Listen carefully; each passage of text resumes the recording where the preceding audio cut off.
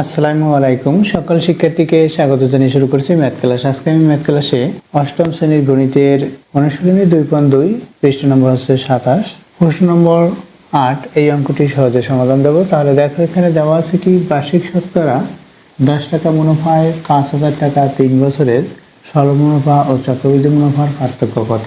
এখানে আমরা সরল মুনাফা ও চক্রবৃদ্ধি মুনাফার পার্থক্য নির্ণয় করব।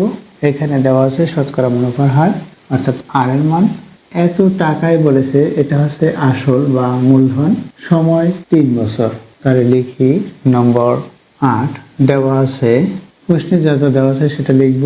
এটা হচ্ছে শতকরা মুনাফার হার, শতকরা মুনাফার হার।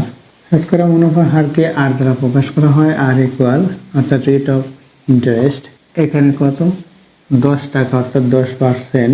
এরপর কি আসল, আসল বা মূলধন, আসল লিখি আসল, আসলকে পি দ্বারা প্রকাশ করা হয় প্রিন্সিপাল, এখানে 5,000 টাকা। সময় এবং সময়, সময় কি দেওয়া 3 বছর, সময়কে এন দ্বারা প্রকাশ করা হয় এন ইকুয়াল 3 বছর। বের করতে হবে সরল মুনাফা ও চক্রবৃদ্ধি মুনাফার পার্থক্য। মুনাফা আই ইকুয়াল হোয়াট এবং চক্রবৃদ্ধি মুনাফা ইকুয়াল সি মাইনাস পি। এটা হচ্ছে চক্রবৃদ্ধি মুনাফা। এখন লিখি, আমরা জানি যেহেতু সূত্রের মাধ্যমে করব সুতরাং সরাসরি করে দিই। আমরা জানি সরল মুনাফা I equal P N R equal, অর্থাৎ আই ইকুয়াল পি এর মান কি, পি হচ্ছে এখানে 5,000 টাকা যেহেতু আসল, এন হচ্ছে 3 বছর, আর হচ্ছে 10% অর্থাৎ 10/100। পি এন আর এর মান বসিয়েছি, পি এন ও আর এর মান বসিয়ে সমান দেয় 100 দিয়ে এই 5,000কে ভাগ করি, এখানে 2টা শূন্য, এখান থেকে 2টা শূন্য বাদ, সুতরাং এখানে 50 হবে। এখন এগুলো গুণ করব, 5 দিয়ে 3কে গুণ করি 15, এরপর এখানে কয়টি শূন্য আছে দেখো, 1টি 2টি, অর্থাৎ 50 3 10, এগুলো গুণ করলে এত টাকা। এটা হচ্ছে সরল মুনাফা বের করছি। এবং চক্রবৃদ্ধি মুনাফা দেখো, এখানে চক্রবৃদ্ধি মুনাফা হচ্ছে সি মাইনাস পি। সি কি, সি হচ্ছে চক্রবৃদ্ধি মূলধন। আবার আমরা জানি চক্রবৃদ্ধি মূলধনকে সি দ্বারা প্রকাশ করা হয়, C equal P into 1 plus R to the power N, এটা জানি। অর্থাৎ চক্রবৃদ্ধি মুনাফা এটা লিখব, অতএব চক্রবৃদ্ধি মুনাফা হচ্ছে সি মাইনাস পি, এটা লিখেছি সূত্রটি। চক্রবৃদ্ধি মুনাফা হচ্ছে সি মাইনাস পি ইকুয়াল দিয়ে সি সূত্র কি পেয়েছি, সি ইকুয়াল পেয়েছি এটা P into 1 plus R to the power N, এটা সি ইকুয়াল পেয়েছি মাইনাস পি। এখন কি করব, আমরা এখানে মান বসিয়ে দেব।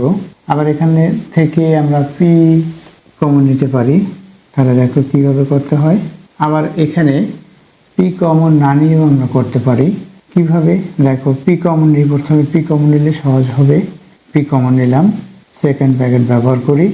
এরপর কি থাকে, এখানে পি কমন নিলে 1 plus R to the power N minus, এখানেও 1 হবে। দেখো এই 1 কি আমরা ইংলিশ ওয়ার্ড ব্যবহার না করে এটা আমরা ব্যবহার করি।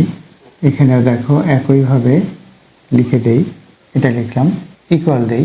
এখন মান বসাবো। এখানে পি কি, পি হচ্ছে আসল হচ্ছে এখানে 5,000, এরপর হচ্ছে সেকেন্ড ব্র্যাকেট, তারপর ফার্স্ট ব্র্যাকেট, এখানে 1 প্লাস আর কি শতকরা মুনাফার হার। দেখো এখানে শতকরা মুনাফার হার কত, 10% অর্থাৎ 10/100।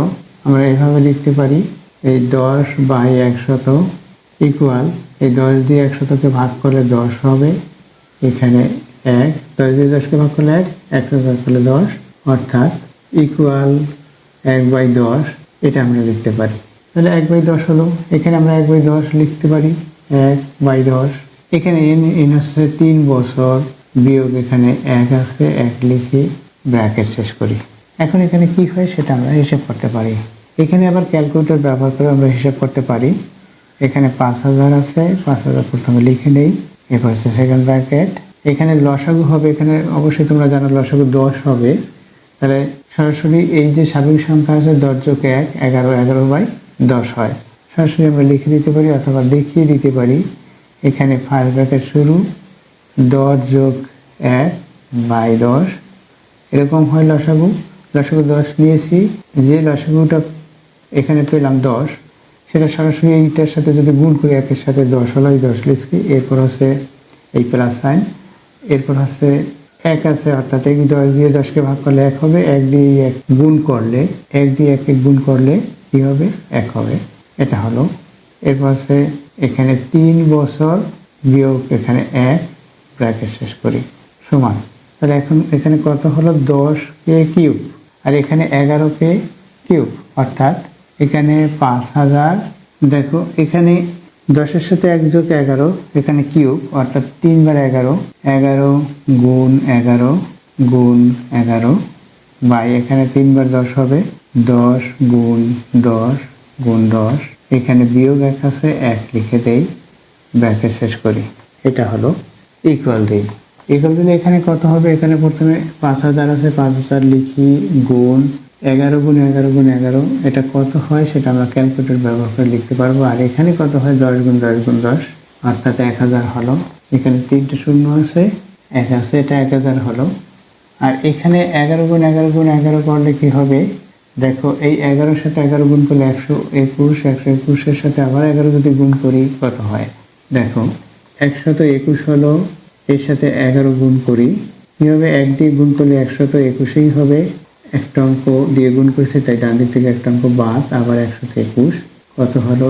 1 3 3 1, এটা হলো, অর্থাৎ 1331, 1331, এটা হলো বিয়োগ। এখানে 1 আছে, এই লিখি। এখন এখানে আমরা লসাগু করব, অর্থাৎ এখানে 1000 হবে, এটা দিয়ে 1000 বিয়োগ 300। দেখো দেখাই, করে দেখাই। এখানে 5000, এরপর হচ্ছে গুণ, আমরা লসাগু করি। দেখো লসাগু করি, 1 3 3 1, অর্থাৎ 1331, 1331 মাইনাস 1000, লসাগু কত? 1000 হলো। অবশ্যই তোমরা এই লসাগু জানো, এই 1000 দিয়ে 1000কে ভাগ, যে ভাগফল হবে অর্থাৎ ভাগফল 1 হয়, 1 দিয়ে এটাকে গুণ করলে এটা হয়। আর যে লসাগুটা পেয়েছি সেটা সরাসরি এটার সাথে যদি গুণ করি 1000 হবে। এর কারণ হচ্ছে 1 দিয়ে 1000কে ভাগ করলে এটা হচ্ছে লব, লবের এখানে হর আছে 1।